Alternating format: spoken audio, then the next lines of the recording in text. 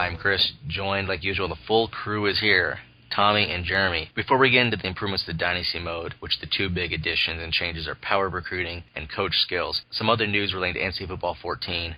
First, the strategy guide is listed on Amazon. What's worth noting is that if you're a big NCAA Football Ultimate Team fan, if you order the strategy guide, it will come with a code to redeem for what they're calling a valued NCAA Football Ultimate Team card pack with the cover athlete card, which will be of Denard Robinson. That'll be a relatively rare pack, so I can see a lot of Ultimate Team guys making the splurge for that. Also, if you were thinking about getting the game through Origin.com, that comes with the formerly Big East, now American Athletic Conference Ultimate Team Pack.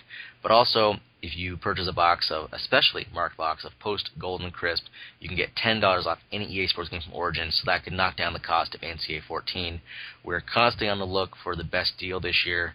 Hasn't been that $45 Amazon deal like we were lucky enough to have last year. It seems like every site is still right at $59.99, give or take a few cents. But if there's any changes, we'll keep you posted. And the best way to keep up on all NCAA Football 14 news is to go to thegamingtailgate.com and click on NCAA 14 Info Central at the top.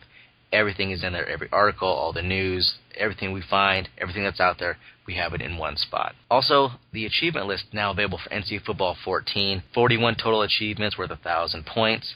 We assume for the PS3 trophies it'll be the exact same minus the new trophy for calling an audible with Connect. However, the majority of trophies and achievements the same as last year, and so many of those from the year before, and if not the year before that.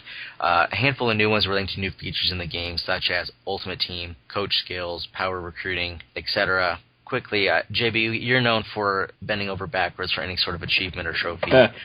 What do you think about this achievement list with so many being the same as years past? It's a little disappointing that we have a lot of the same achievements as years past. It'd be nice to kind of try to go for something different and something new. But on the bright side, at least, there isn't a trophy for completing each Heisman Challenge this year. So I haven't really been able to come close the last couple of years in NCAA football to getting all the trophies. So these might be a little easier than last year and a little less time-consuming. But I still would like to have seen it mixed up a little bit to maybe push me to do some different things rather than kind of doing the same old things to get a lot of those gameplay trophies. And before we get into the Dynasty news, I want to say thanks to Dirty Bert, who joined us on the show last time talking about NCAA Football Ultimate Team. During the course of that show, we had mentioned that we had plans and hopes to have an official interview with developers. For whatever reason, communication has dropped. That does not look like it will happen.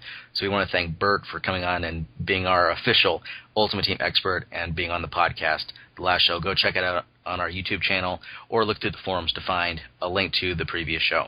Now let's get into Dynasty mode. It's the heart and soul of NCAA Football 14, the most popular game mode. It'll be interesting to see if Ultimate Team can pass it or where it compares this year. But for now, is top feature in the game. Two big additions to the mode, Power Recruiting and Coach Skills. We're going to start off talking about Power Recruiting. Jeremy, let's talk about first the system that existed in the past. The big knock on it was how basically time-consuming that it was.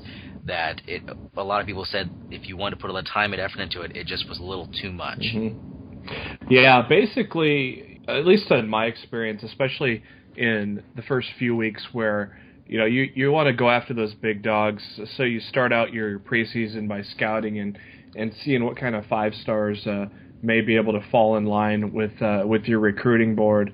And, you're not going to be able to get all those top-tier guys. So what you need to do is kind of do a lot of dropping and adding, especially in the beginning part of the season. So once you couple that with doing 10 phone calls, if you're using the max time for each phone call, you could be doing more phone calls if you're not doing it that way. You easily could be spending 30 or 45 minutes in recruiting, which tack on 45 minutes or so for playing the game, and you're putting a lot of time just into 1 week of the game. With the new streamlined recruiting, I think it's going to be a lot more enjoyable and a lot less tedious. You'll still, of course, you'll be hunting and pecking for those big stars, and you'll still have a good deal of strategy. They just kind of took a lot of the tedious work out of it. Tommy, I'll let you're good with the technical aspects. If you had to describe this briefly to somebody who might wander into a straight forum and say, what in the blue hell is Power Recruiting, how would you describe it? Basically, it allows you to get in there, get your recruiting done faster, and get out if you want to. again, it's going to let you spend as much time as you want. Like JB said last year, pretty much everybody who did recruiting had to spend at least 30 minutes a week if they wanted to be at least competitive. With with the points carrying over and everything like that, you can basically, the old infomercials, you can set it and forget it. If you come back the next week, you can just leave the points the same way they were. If you want to make some tweaks, you can. But then as well, for the person who is really big into recruiting and does want to spend all that time, they still can do that. They can still go in and, tweak this and that and the other, compare how they did from week to week, so on and so forth, and then also, go out and try to scour to find that one recruit that somebody's not really recruiting very hard or something like that. So, I mean, that kind of is the best of both worlds. It allows those that, don't enjoy the recruiting as much. It allows them to still be competitive, but it also allows the guy that loves recruiting to still go in there and put a lot of focus on that and maybe even find a small edge that the other guy doesn't. The way the system is designed for the regular season, you have 5,000 points each week that you can distribute and give to your targeted recruits. And you begin with a cap of 500 points that you can assign to them. Those numbers, the 5,000 and 500, can be changed with coach skills, which we'll address later on. Right now, we're just going to deal with the base standard numbers to make it easier for those listening. I would also recommend, if you get a chance while you're listening to this, go to Info Central, look at the images on the right side, and look at some of the recruiting menus and interface as we talk. I think it'll make a lot more sense to hear us talk about it as you're looking at the screens. The first thing, if you're looking at any sort of the screens or images or even video from the game once that emerges at E3, there are several tabs on the right side: top schools, prospect overview, bonus points, and the scouting. Tommy, what are your thoughts on this redesign? What do you think it adds, or what does it do for the recruiting aspect of the game? Well, it's absolutely 110% better.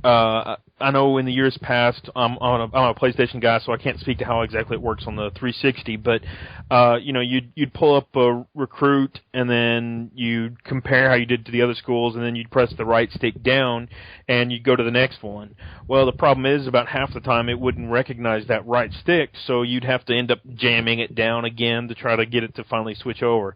Now with the reorganization, you have those 5 different tabs of information, and based on those tabs, you can just simply use the left stick to go up and down the recruits and look at that tab. If you want to go to the next tab, you can using the shoulder buttons, or just simply continue going on to the next recruit, so on and so forth. That way, if you want to look at all of your recruits and see, which ones you're lagging behind against other schools in or whatever, you can quickly go through your whole list and do that.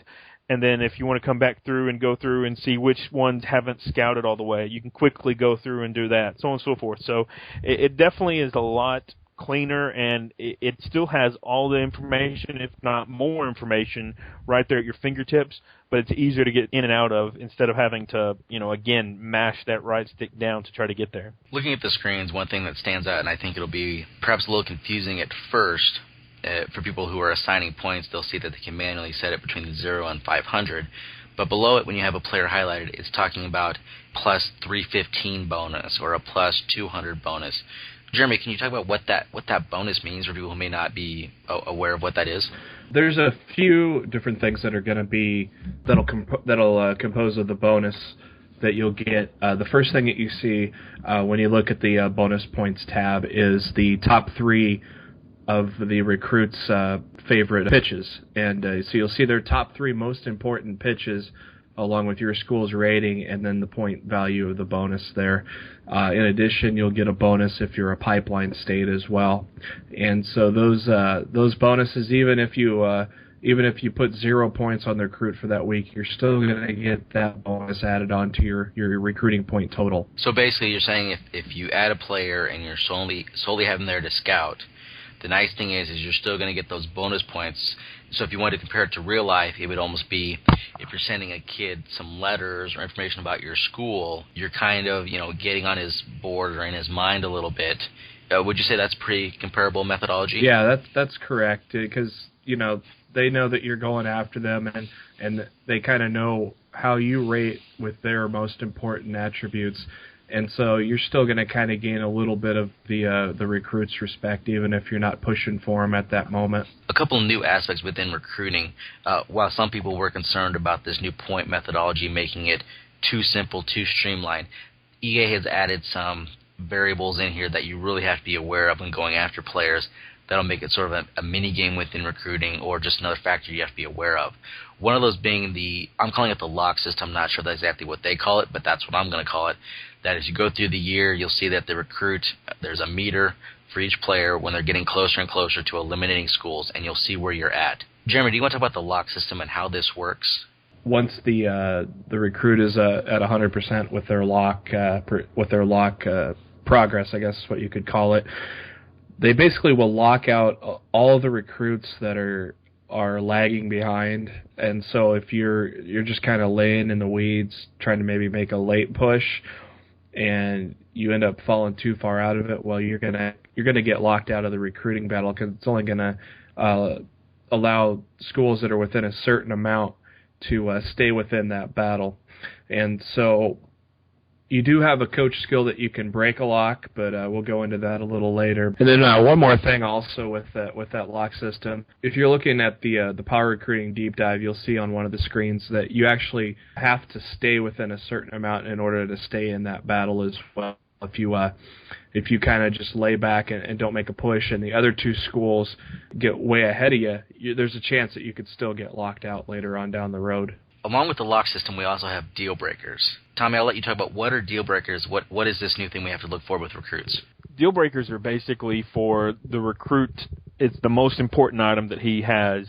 And if you fall below a certain level on that pitch, then he's not even going to let you talk to him. He's not going to let you recruit him. You're not going to I don't know if you're going to get any bonus points for having it on your board or not, but at the same time, he's basically says, I don't care what you have to say. I'm not going to listen to you. Basically, let's say you're a school that has a really low academic rating or whatever, and the recruit considers that as the most important rating.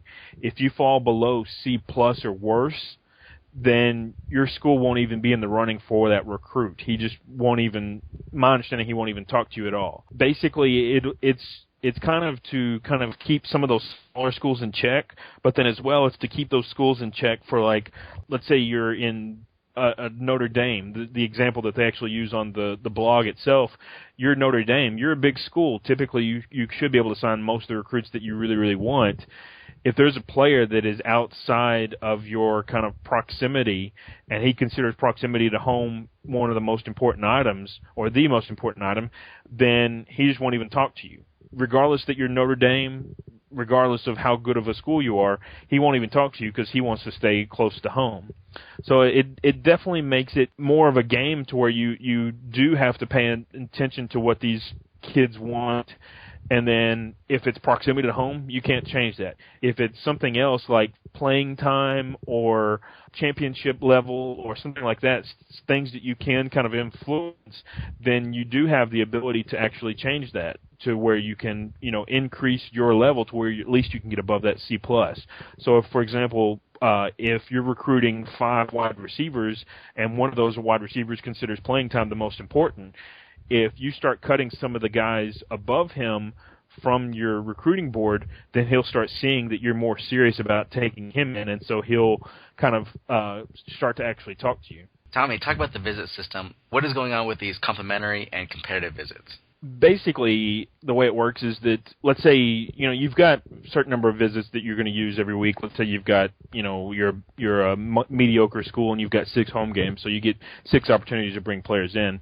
If you budget those weeks correct, you can have players come in at the same time to where they are what's called complementary. So like a quarterback and wide receiver, they're going to get on campus at the same visit. They're going to start talking to each other and say, hey, isn't it going to be great that we're going to be, playing together for the next 4 years or whatever. But then at the same time, on the opposite side of that, with those complimentary visits, you get a bonus. So you'll get a certain number of points that add based on, the players that you had come in.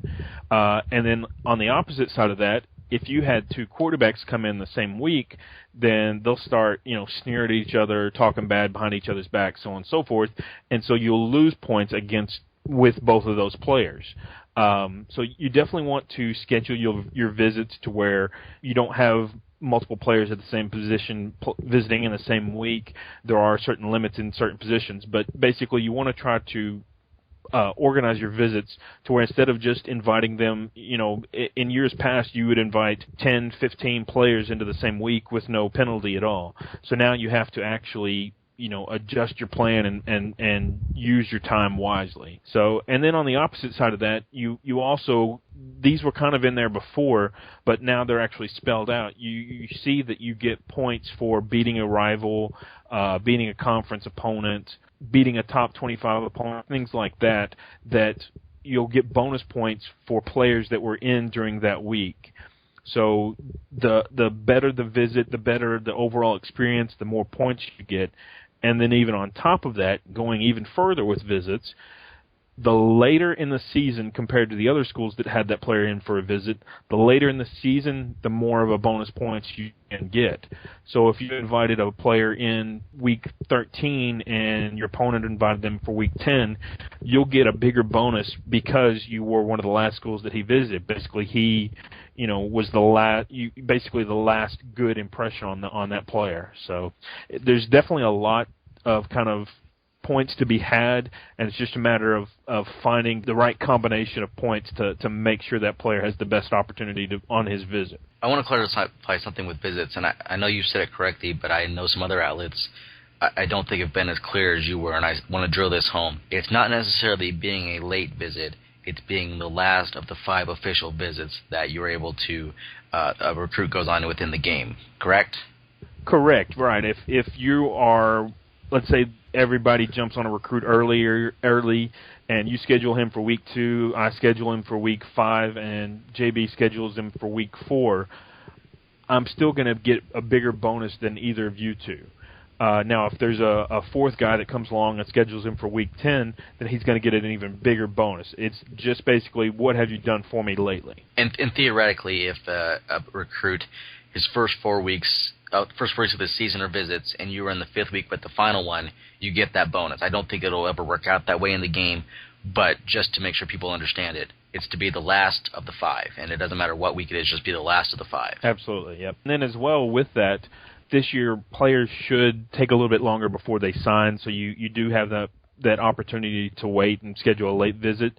But then if you schedule him, if it's week 5 and you schedule him for a week 15 visit saying, I'm going to be last, he may sign before that. So he never even steps foot on your campus. You lost your opportunity to have him in for a visit. So it's definitely something you have to find the right balance for, and not, number one, you don't want to show your hand. You don't want to be the first guy to offer a visit because then everybody's going to work around you. But then at the same time, you don't want to miss your opportunity to bring him in for a visit for a big, important rivalry game or something. And something that I've noticed in the screenshots, that I'm not sure it was in the Bills we played in Florida, is that it will show you when they're on the threshold of getting ready to schedule a visit that you'll have to have basically enough points, enough goodwill, enough interest shown. We see it in one of the screenshots with an Oregon player that the threshold is crossed, and then it says this prospect is ready to schedule a visit. Is that something that, and I'll go to you, Jeremy, here, is that something that you think will help a lot for users to know if they are close to a visit or if they need to pour more points? Yeah, I think the way that they kind of spell it out there, it kind of helps the person try to kind of balance things better. They have a little white bar that kind of goes vertically across the overall progress bar from signing the recruit. So you'll have a good idea of where to go there, and then hopefully you've got something open towards the end of the season to where they'll be able to you'll be able to get those extra bonus points. Another aspect of this is that as each week advances, you actually get kind of a pop-up box. We kind of saw some similar to this in the past where it'd say X player signed with you or whatever, but now this pop-up box will actually jump up and say that this player is ready for recruit, this player signed, basically some other news about your recruiting board that'll pop up, and you can actually kind of, scroll through and look at your players, and if you have 25 players listed there, then you can actually look through them all. So it's small touches like that definitely kind of allow you to be more connected to your recruiting, but then also at the same time still go in there and get it done faster. As Jeremy mentioned when we started the show, one of the big reasons for this change was to help streamline things, that the past methodology just becomes so burdensome and too time-intensive for a lot of people. The off-season was one that really was the reason a lot of online dynasties, why they went to die, basically, that if you were waiting on a bunch of users to do it, in one evening, it could take hours to finish. If you were doing it over a course of days or weeks, obviously it led to a lot of dynasties just basically losing interest, giving up. The offseason has now been streamlined to what they're saying is 2 weeks, really only one active week of recruiting where you have a 10,000 point limit, where you have a pool of 10,000 points, but no player cap, where in the regular season you have the 500. In the offseason, no limit, so you basically can assign that to one player extensively, or it can spread around for one last run. Jeremy, do you want to talk about the offseason, how this 10,000 point pool, what this kind of represents, what this means, and what it'll do for users? It's going to do a lot of things. First off, as you said, it's going to really shorten the time that off seasons take. I mean, if you had a group of dedicated guys that could get a time together, you could knock it out in one night, but still it would take almost the whole evening for you to do. And if you couldn't get everybody on in one night, then you basically kind of went on a 24-hour advance, is kind of what most of the leagues did. And that would take almost 2 weeks just to get to the point where you're ready to play again. So this is not only good for the fact that of the way it's set up, which I'll talk to here in a minute, but it's the fact that you're going to be able to speed through this and be able to get back onto the field as soon as possible.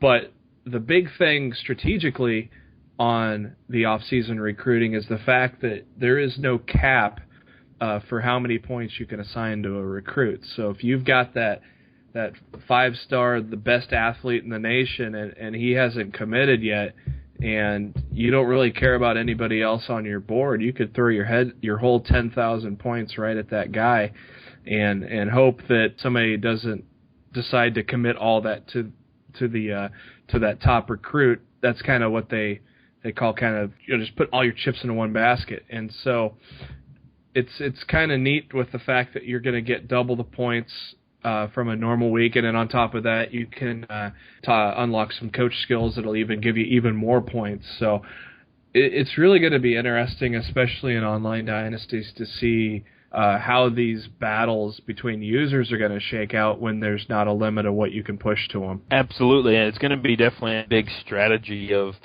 how do you handle it? If you've got a guy that's almost ready to sign, do you just simply give him a small amount, or do you worry about somebody else is going to come along behind you and dump their full 10,000 in it? And it's really going to come down to how well you manage your in-season recruiting. If you sign 20 players or however many you sign, and that's what you needed was those 20 players, but then you get to the off-season and you say, I've filled my needs or whatever, let's go see if we can find the best guy that's left and try to sign him. Basically, you can make it to where it's a rich get richer sort of effect, to where you've got your players, you really don't need to recruit anymore, but now there's just one player that you can just dump all your points into. So it's definitely going to be a big strategy, and it's going to be interesting, and it's going to be funny to sit there and see guys get stolen right out from each other, just like in real life on the last minute on signing day. You're going to be able to steal that guy away from another user, and just simply because either you budgeted your recruiting season better, or you don't have as many needs, or whatever it may be. So it's definitely going to be a lot of gamesmanship, a lot of fun, and it's going to lead to a lot of strategy. The other thing that I want to make sure that we mention is some people have already pointed it out, but you'll notice that in the recruiting there are now no longer any promises during the regular season recruiting. You can't go out and say, I'm going to promise you no red shirt your first year, so on and so forth. That was kind of, people found ways to kind of game the game, so to speak, to where, they knew they weren't going to redshirt them their freshman year, but they'd turn around and redshirt them in their sophomore year or something like that. So, those promises are no longer there, but the off-season trying to convince players to come back, those promises are still returning. So you do still have to use those promises to try to get a guy to come back to school, to try to get him, tell him you're going to give him more playing time, or you're going to increase his draft rating or something like that. So it's a change as far as all that goes, and it's something that people need to keep in mind, that you're no longer going to be able to game the game with those promises like you could before. Before we move on to coach skills, I'm going to give you guys a couple quick questions. I just want yes or no answers. Jeremy, will you miss the old individual phone call system? No. Tommy? No. Are you concerned, looking through this new system, there are a lot of numbers, and it's something that recruiting has added more numbers. Last year they added the overall. This year there's just a lot of numbers between the point allocation, the bonus numbers, the lead, the change, the bonus, the deal breaker number. Jeremy, is there a little bit of a concern or a lot of concern for new users, average users, possibly too many numbers on the screen going on? No. Ooh, I would say yes, but Tommy? I would say little concern, but on the very little side. if I can expand on that. I'll give you 2 sentences before I send the guards I want in. 2 sentences, too. All right. Tommy first. Basically, it'll just require more strategy. People just have to focus on those numbers and use their strategy to their advantage. I think you used a semicolon in there, but I'll count it as 2 sentences. Jeremy. It's a point-based recruiting system, so it's number-driven. So in order to spell out a lot of things, numbers are needed to illustrate. That is the worst run-on sentence I've ever I never heard a period in there at all. So. Well, I was only getting 2 sentences. 2 sentences, so I was trying to run it on. One thing that's worth noting with recruiting, and I think it's more on this power recruiting side than the coach skills, is that EA relied on some staffers from West Virginia University, and they took notes as they played the game throughout the years, what was realistic, what wasn't realistic, and what they thought should be in the game. The visit system is something that they really, one of the articles from the Charleston Daily Mail mentioned, that's really seemed to be something born right out of those conversations. I believe some of this other stuff is as well. That was the big one. They mentioned some other things that they wanted to get in, such as it relates to JUCO players, etc. I will ask this as a kind of a brief question. Tommy, what would you like to see added within recruiting, sort of a minor thing, not necessarily any overhauls, but what minor aspects are still missing in your opinion? This may be considered an overhaul, but the one thing that's kind of missing, and I don't know how to handle it, so that's the problem, but the ability for decommits and, convincing a player to now commit to your school instead of another school. Basically, right now, instead of get rid of the hard commit and just have every player as a soft commit. I agree with you. I think that the end result, it could be a very, very fun game dynamic, but I'm not sure how we get there from this point. Jeremy, what do you think it's missing at this point? I think it's missing any sort of dramatics. You see a lot of numbers and charts and graphs, but you don't see the kind of dramatic moments. A lot of times you have a good idea of how it's going to play out, who's going to come and take that recruit. Now with some of the changes, there will be a little bit of kind of maybe surprises that may come out, but I think a lot of the dramatics and theatrics kind of intrigue towards the end are missing. I'd almost like to see towards the end of, say once a recruit gets 80% down to their final decision, I'd like to see it all just kind of go blind and you really don't know where you are. So that way, once he makes his decision, it kind of adds a little bit of a dramatic feel to it. I would agree with you, but I also think you just contradicted your point about not enough numbers on the screen or too many numbers. But I'll let that slide. But I agree with you, though. When you're putting all this time in, that's based on what we have now. The too many numbers is fine because that's what we have now. That's what we got. That's what we have to deal with. And so, in order to best understand what's going on, I think we need the numbers now. But if there was an added element into the recruiting, then yeah, those things could change. But so it's not really contradicting because we're talking about two different things here. More is better than less because if stuff is not if there's less stuff, then you might want to have some more, and your parents just don't let you because there's only a little bit. Right. We want more. Like, you really like it. You want more. I follow you. I don't know. I think you contradict yourself. Too many numbers. I don't even know what's going on at this point. But I agree with you that we put in so much time that the theatrics and presentation. I know people mention they want like the hat selection, and I understand that, and I can live with that. But I think just the way you find out you've signed somebody, I don't know how they do it without being cheesy or gimmicky. But it just seems that for all this time you put in, it should be a little more special than just a pop-up, and especially the between-week advance when you get the pop-up. It's kind of very anticlimactic that I put all this time in, especially in the old system. Okay, great, now you signed it.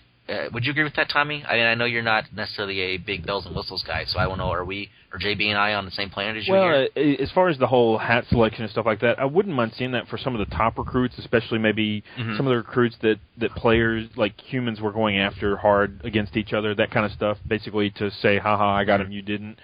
I wouldn't mind seeing some of that stuff. I wouldn't want it for every single player or anything like that, obviously, but, just I mean, small things, either an image or a video you can choose to open or whatever it is. But there can be small presentation items that kind of immerse you a little bit more.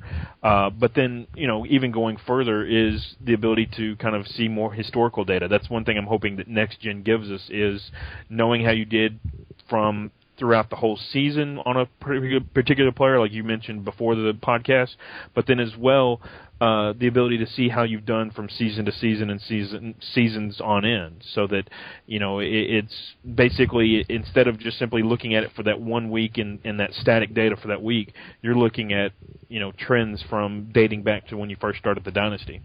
The other big addition to Dynasty Mode is the Coach Skills feature. Tommy, I'll let you describe what is this Coach Skills feature? Basically, it's kind of as they call it, an RPG element, to where in the end it allows you to make each coach have a different feel to them. So, you can have those coaches that are really good at recruiting, or those coaches that are really good in, coaching their players up, or those offensive or defensive coordinators that are really good at particular position focus or something like that.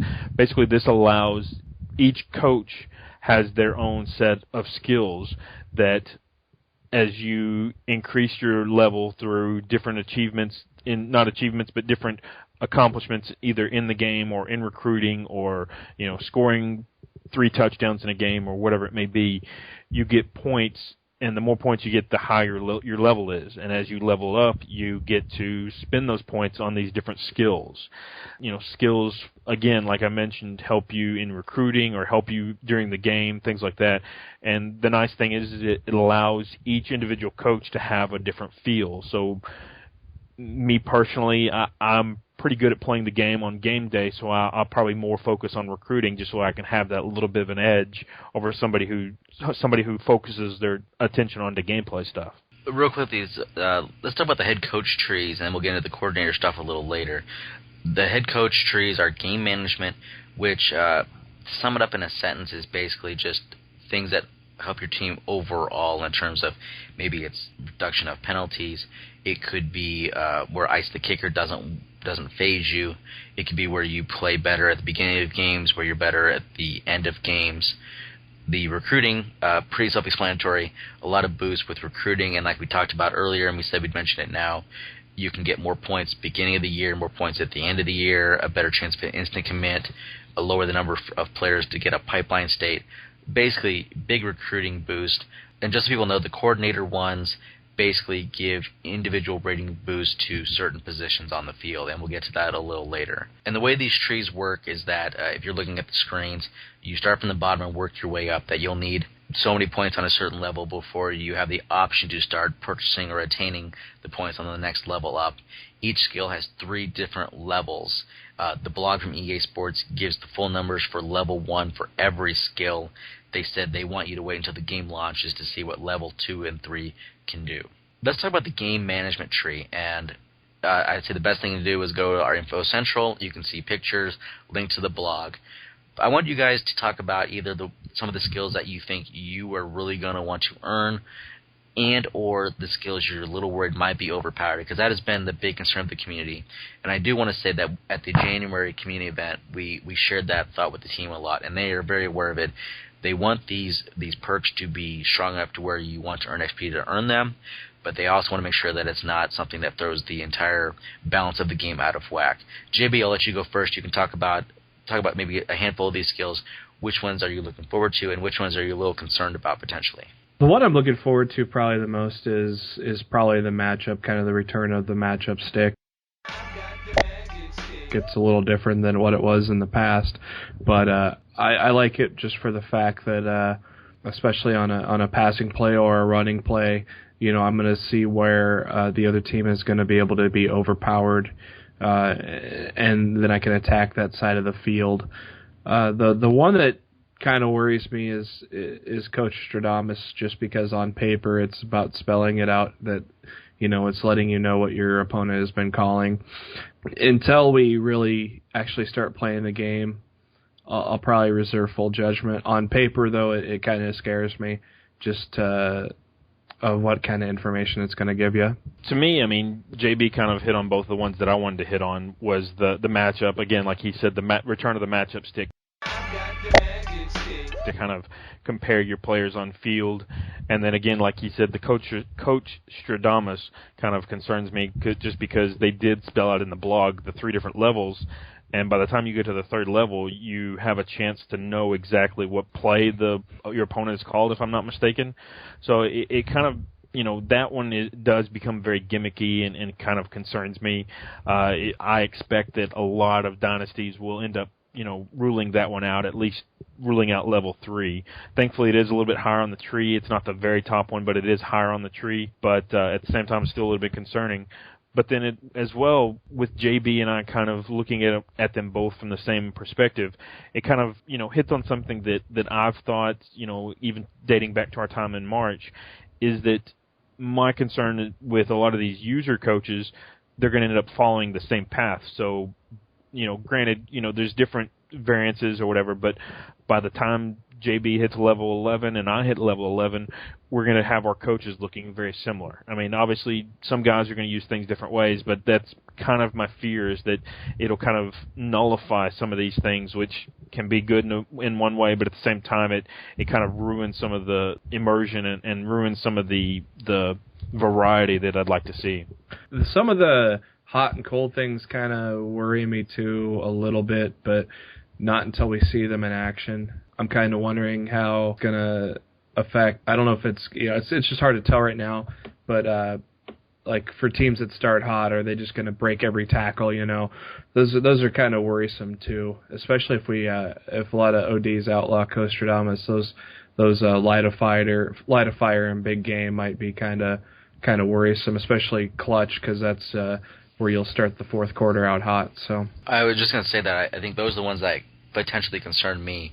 I know they mentioned in the blog that those are kind of a dynamic boost, so we don't know if that means the range is minuscule to minor, or if potentially, on the high end is potentially just a huge swing. We don't know. But I would agree with you. That's the one I want to keep my eye on to see how those, any kind of hot boost, how they affect your team play. The recruiting tree, this is the one I think where a lot of people are probably going to start out. I could be wrong. I think especially in a competitive online dynasty with numerous users, this is really where the future of the league is decided, that you want to get those top players, especially the first couple of years. So by the time they become sophomores or juniors, you have the best team in your conference and also in the online dynasty. Jeremy, I'll let you go first here. Which skills are you looking forward to, and are there any of these a little bit, maybe you have a red flag on, or you're going to keep your eye on come July 9th? The one I'm looking most forward to is the letter of intent, because it's given you not only extra recruiting points, but it's also given you a percentage chance to steal a prospect from their top school. It also worries me because if it happens, I mean, level 1's only a 5% chance, but I mean, if we get up to level 2 and 3 and it gets kind of ridiculous, it might worry me. But as a player, it also is the one I want to use the most, because it's going to give me that edge in the off season. The one that I'm definitely going to max out first is the scouting. Just simply the ability to, right now on level 1, you get 25% for 50 points. And as I went through and read some of the blogs and the information, if you max that out, then you get 100% for 50 points as well. So basically, in the time that you'll spend 4 weeks, it'll take you 4 weeks of 50 points to get the same amount that I'll get in 1 week for 50 points. So that's the one that I'll go after first, and it's actually one of the lower skill tree items. It's actually on the first level of recruiting. So it's definitely the one I'm going to max out as fast as I can, go right after. And then, as far as worrisome, the one that JB kind of mentioned, the letter of intent, a little bit worried. I don't know what the 3rd level is how much of a chance you're going to have to steal from me.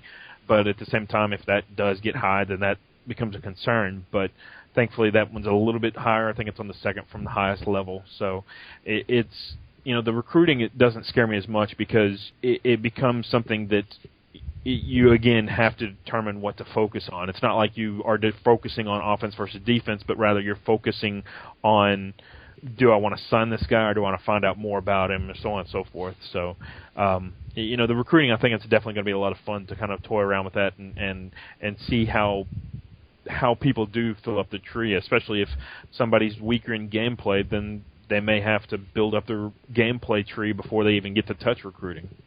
Yeah, that's another thing with the recruiting. You also get a pick. What point in the season do you feel is the most important? Do you feel like you need to get that jump start early in the season? Do you need that kick start late in the season? Or do you need to make that final push in the off season? And so, yeah, you're right that not many of these are really worrisome because they're just basically boosts and where do you want to boost, and that's just going to be basically on your own recruiting style. I like the locksmith one. I think could be one that could add a lot of competitive drama to online dynasties.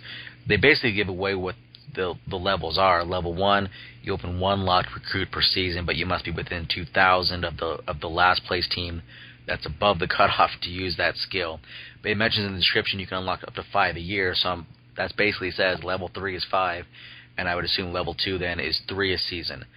So that's the one I'm looking forward to, just in case, especially in an OD, if you're starting off at a lower tier school, you may need some of those locksmiths to come back later on and get a player. Obviously, the ones that add the point pool I think are very important as well. So those are the ones I'm going to really go for.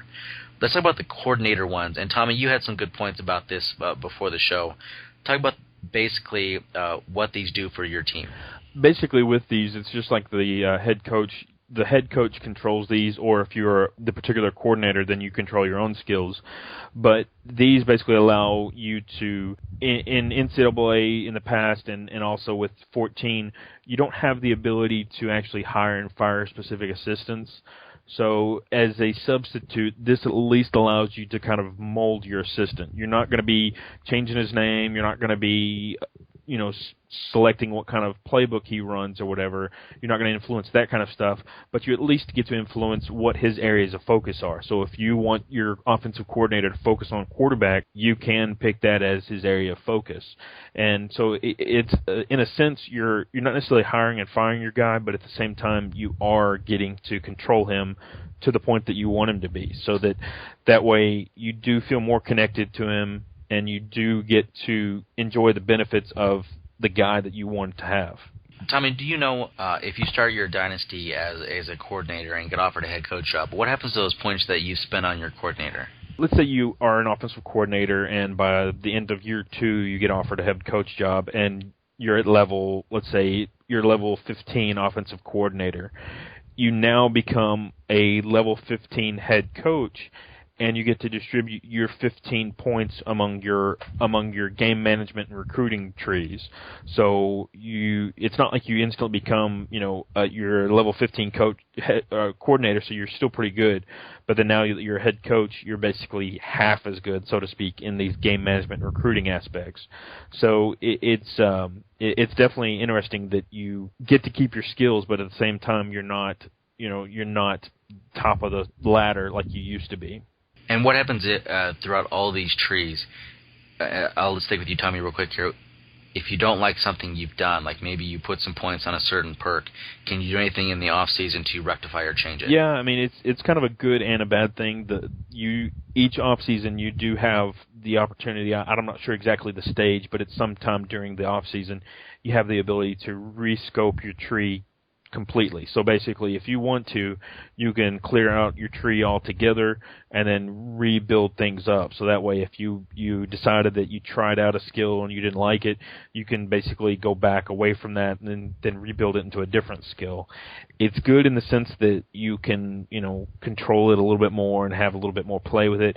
But personally, I think if they're going to allow you to do that, there should be some kind of penalty. Either you drop 2 levels when you do it or something like that.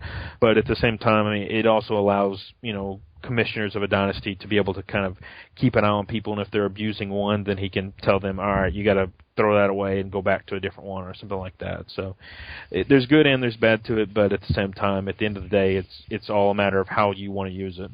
Mentioned on the Press Row podcast, Ben Hallmother stated, and this is something that I don't think we knew for sure in March that this was going to be in, but he had mentioned that you can go in, and correct me if I'm wrong here, you can go in, I believe, through the menu system, and you can view what every coach has for their skill tree, users and computers. Is that correct, Tommy? Yeah, that's correct. It's good in the sense that you can kind of go out there and in real life, a head coach is going to know what his opposing head coach is good at. He's going to know that, he's a good game management, and he knows that he can talk his players up, so on and so forth. So in the game, you get a sense of that as well, so that if you're in an online dynasty, you can go out there and see what your fellow head coaches are focusing on. It's good in the sense so that you can kind of keep an eye on them and also kind of get an idea of what they are. But at the same time, you also kind of can, it's like in school, you can kind of cheat off somebody else's paper, so you can kind of see what they're doing. It's good and bad. It's also especially good for a commissioner to be able to see what areas people are focusing on. If they decide that they're abusing one or something like that, he can know so. But it's I've seen some people complaining you shouldn't see what everybody else is doing, but at the same time, like I said, in real life, a head coach is going to know what his opposing head coach can do really well as well. Jeremy, on the offensive coordinator side, what perks are you looking forward to? Are there any that concern you, like we saw maybe with some of the head coach stuff? Much of a concern, because they're just adding a couple of points to each of the attributes, and it's almost kind of similar to the previous years when a player would kind of be on a hot streak, some of their attributes would kind of get increased by 2, 3, or 4. So I don't think anything here really worries me. But as for what I like, I think the air traffic control is really good because it's given you a bonus in three key skills: the catching, the spectacular catch, and the catch in traffic. I think that might be the one that I probably will go to first. Personally, what I've kind of said and what I've kind of relayed to EA is that instead of these being game day changes, I would have preferred that they actually be something more along the lines of off-season progression, that your coordinator is good at teaching this skill so your player progresses higher in this skill or whatever. But as far as them being game day boosts, like JB said, it's not terrible. It's not like we're increasing them by 20 points or something like that. But, it will be interesting to see what some of these level 3 boosts end up being, just because, they can get carried away if they're not careful. Probably the one that I first want to kind of get towards is the daylight one, just simply because, like it says, everybody does have to carry the ball sometimes. So, you want to be able to break those tackles, have those ability to make better moves, things like that. So, as far as one that just really scares me more than another, there's really not one. It'll be interesting to see what kind of areas people focus in and how they handle that. But, there's really not anything, especially not on level 1, that really just alarms me. The one I think I wanted to try to max out first is Bulldozer. Through in NCAA 12 and 13, I found that the offensive line, no big surprise, the key to success. The one lone year I won a title in OD, I had an amazing offensive line, and this year on 13, a little hint, some people probably hate this, but if you set your impact blocking to aggressive, there's not really a downside. So anything that can boost my offensive line, plus 2 impact blocking on level 1, and I'm assuming level 3 is going to be a pretty nice boost, that's the one I'm going to want to get to level 3 first. Defensive coordinator, Tommy, I'll let you go first here. Any that scare you? I'm going to guess not, considering the same arguments before. And also, which ones are you looking forward to? Like you said, really none that scare me too bad. Probably the ones that I'm going to focus on, it's really hard to say at this point. It's kind of going to be how does the gameplay itself play once we get to July. Is zone defense broken still? I don't believe so. It wasn't in March. But, are there some areas that are better or worse as far as how the game plays? But, basically, it's kind of nice that if you're a guy that focuses on calling a lot of man defenses, then you can, boost your players down that shutdown corner level. But right. Probably the one that I'll probably focus on the most is the tackle rating, just simply because that does give you a boost in all kinds of areas, like the tackle, the hit power, and the pursuit at level 1. And those are all things that if you're a user-controlled player, you don't have much control over. You can't increase your ability to tackle other than just putting your player in the best position. So that's probably the one that I'll try to focus on first whenever I can get to that point. I think, just like the offense and what Tommy said, there's nothing that really scares me just because we're doing incremental attributes here. But I think the shutdown is definitely a key one, especially, playing in ODs. A lot of people like to pass the ball, so any kind of advantage you can get on the passing side, especially when you can increase the man coverage and increase the press coverage all in one shot. I think that's what kind of makes the shutdown real nice, is because it over the no-fly zone, where that only gives you a zone coverage boost, the shutdown kind of gives you a couple of boosts there. I'd say there's a couple that stand out to me, and you guys mentioned some of them. I like the tackling one a lot. The athlete one I like a lot in terms of adding speed, agility, acceleration, and strength. That's pretty big.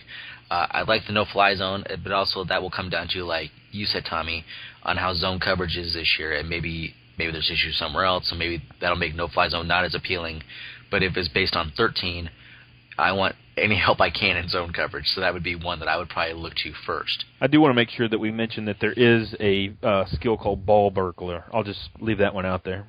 Tommy, I know you're big into Dynasty, actually all of us are, but there's some commission things in here and some settings that they can alter and determine that'll change how things play out. Can you talk about what the commissioner can do and how the Dynasty can be shaped? Yeah, I mean, the main thing that the commissioner will be able to set is, assuming everybody's using created coaches, he can set it what their actual skill level starts at. So if he wants everybody to start at 0 and they have to work their way from there, he can do that. That way, you all kind of start out as bottom-of-the-barrel coaches and kind of build your coach up from there. But as well, if he wants to set it at level 5 or even level, I don't know what the maximum is, but let's say it's 99, if he wants to set the maximum level as all the way up there, then everybody can kind of max out their skill tree right from the get-go.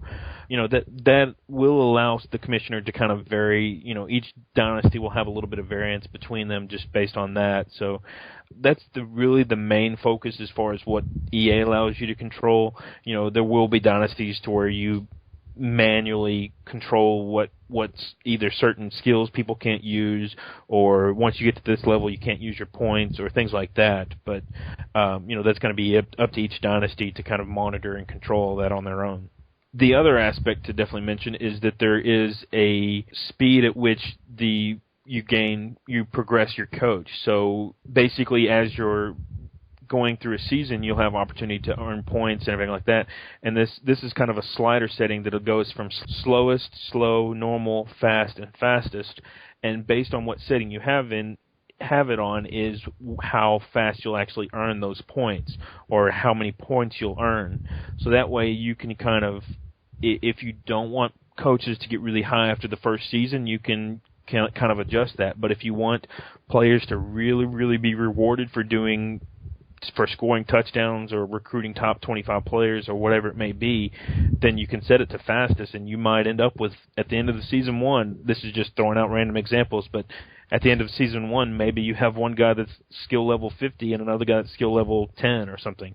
It's all a matter of how you want to kind of control it.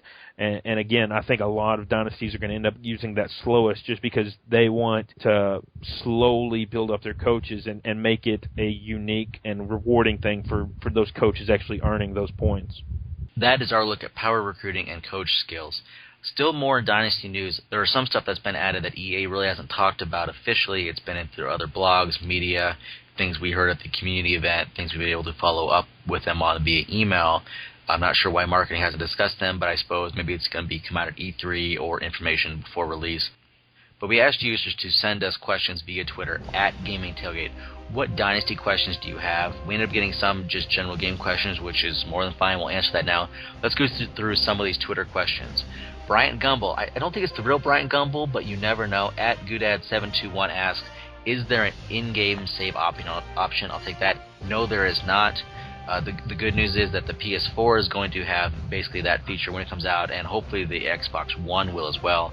So whenever NCAA football comes out on the next gen or next gen, whatever you call it, that'll be a system feature, thank goodness. So that'll be a request that EA thankfully will not have to fulfill. Tommy, this is from Kenny Mac at KennyMac32. Is accelerated clock in, not the chew clock feature? And there's another question, but I'll let you answer that one first. There is no accelerated clock, unfortunately. It's something I definitely would like to see them add. I know some people say, well, you already have the true clock, but unfortunately that doesn't control how the computer or even your human opponent controls the clock. So it's something I would like to see added, just so that you can set it at the 15-minute clock if you wanted to do so, and then have the accelerated to a certain point before the snap. But again, that's probably a little bit difficult, especially with a lot of teams running no huddle, and if both teams ran no huddle, it'd make 15-minute game clock run forever. So not this year, but maybe it's something they can work on in the future.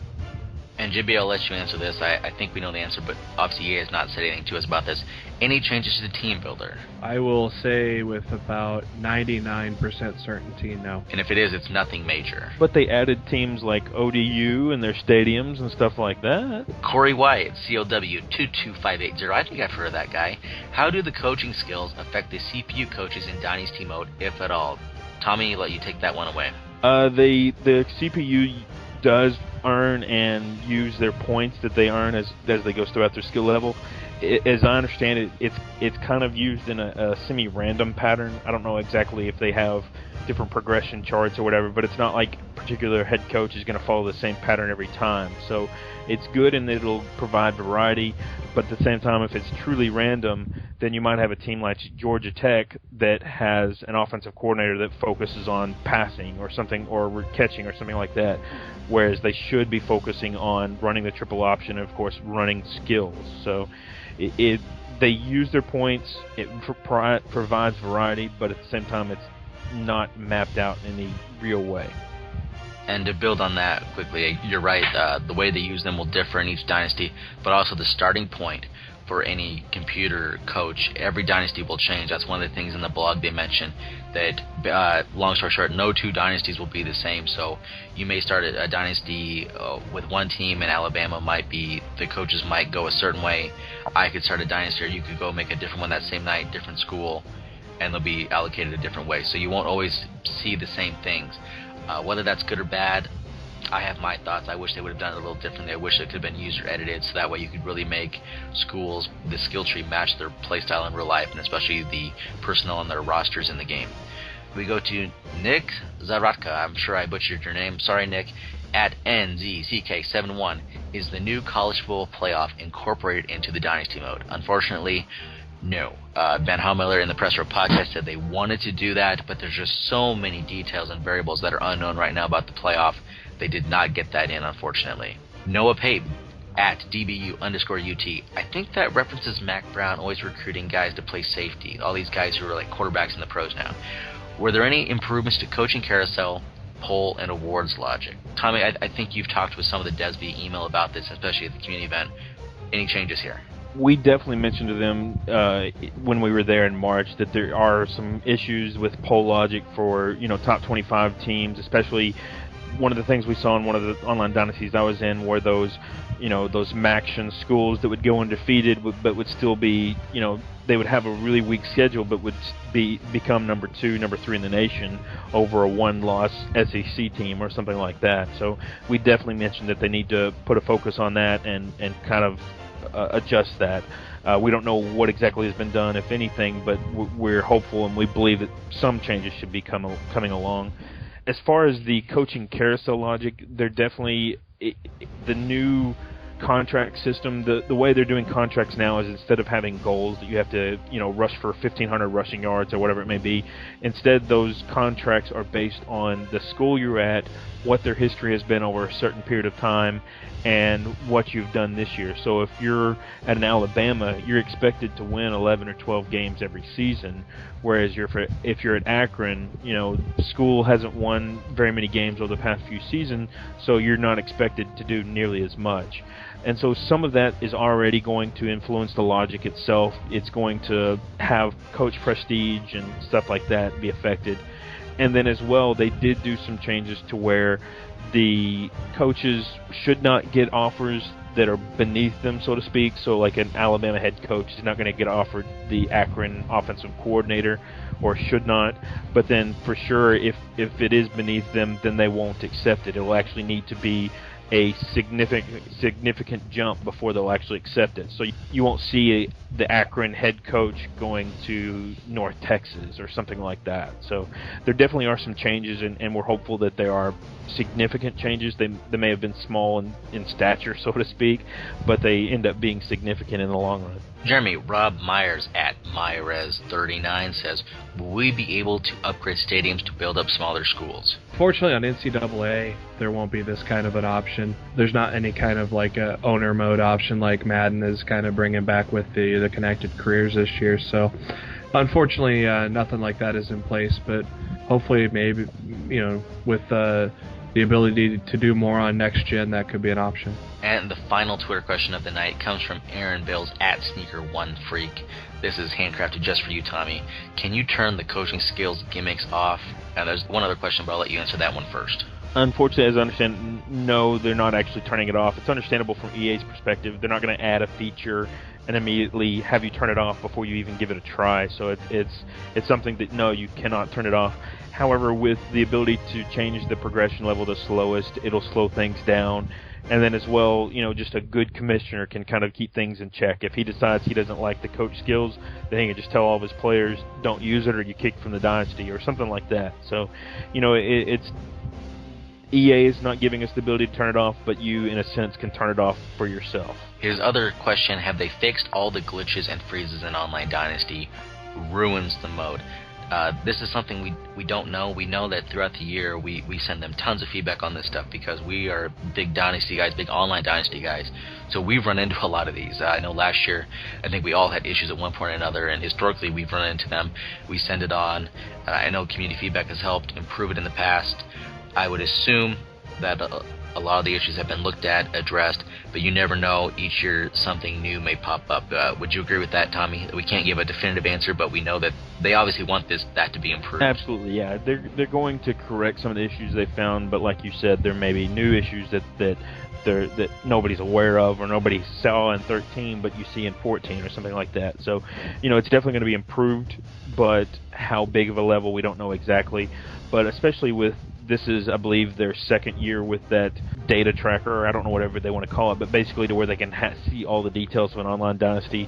With those tools this year, for being the second year, then that should just continue to improve, year after year, until they get to a point to where they feel like they've erased 99.9% of the bugs.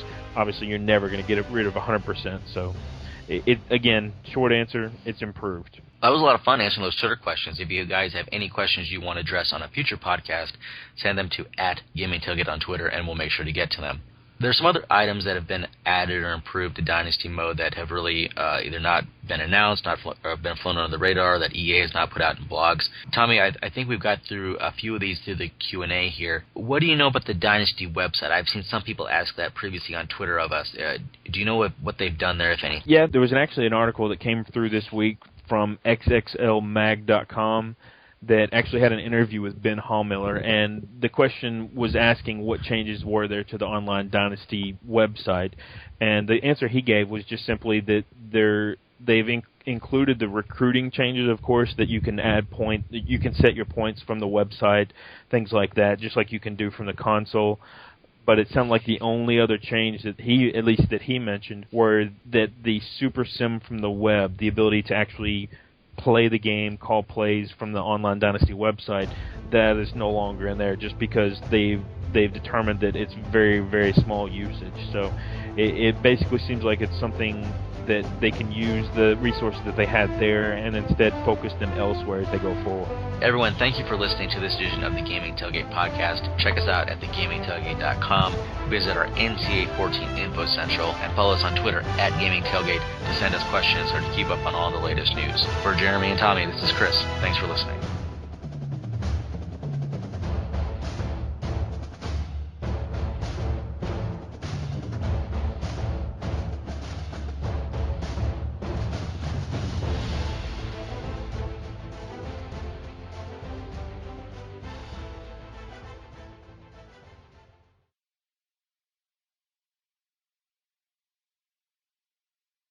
Well, it just sounds funny.